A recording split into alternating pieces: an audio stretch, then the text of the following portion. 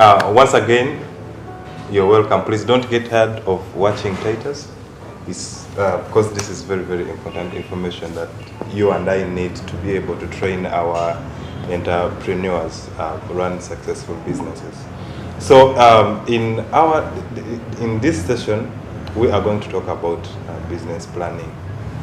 Now, just like the rest of other modules, even this one also begins with an activity.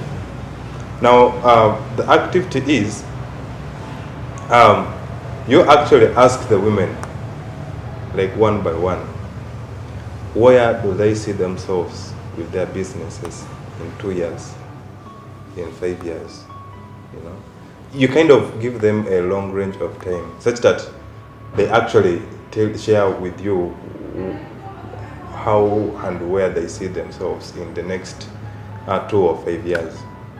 Now, after them sharing with you where they want to be with their businesses, then you ask them if they know what to do, what have they gotten to do to get there, and then if there are any strategy that is actually laid up to get to where they want to be. They will share lots and lots of things, but it's very important, just like I mentioned before, that you take note of some of those things, such that during the workshop, when you have time, you can like write them down on the flip chart. So like when you're explaining to them, they actually know that what you're going to tell them that it relates to business planning is also related to maybe some of their ideas. And of course, like they will gain proud, some of them that mentioned good things that relate to the good elements involved into business planning. Now, of course, you help them understand the definition of business planning and why do we need to plan for our businesses. That is after they have shared with you where they want to be and how they actually want to get there. Then, the next thing is, of course, like you have to set objectives. Now, sometimes, the word objectives, it's very ambiguous. I mean, like, women may not understand it, but like you phrase a question like, what do you want to do? Like, if let's say you want to start a business, which type of business do you want to do? And then, what strategy have you laid up to reach your objective? And of course, the strategy will entail a financial plan, which will actually include things like where are you going to get the funds, how much do you actually need to run your business, and then if you're getting a loan, what is the action for repayment? How are you going to be paying back the loan? And then you have things like the production plan. Let's say if you want to to increase on your production, do you have the necessary inputs to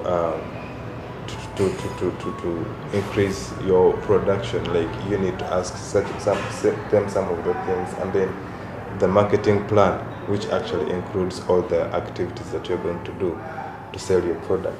Now, as for this one, we have some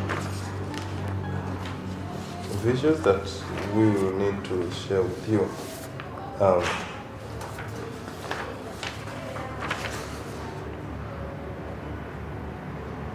Now you have this man.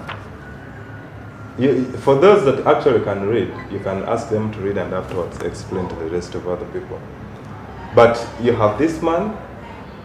They are doing, I think, watering cans and so many other things. But they were given an order.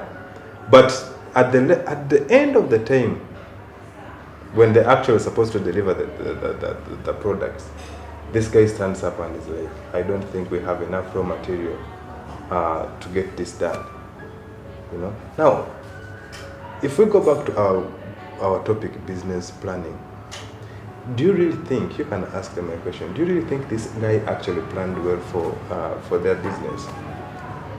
Did he even have an idea of how much it will take him to finish the products that are required by his customer on time?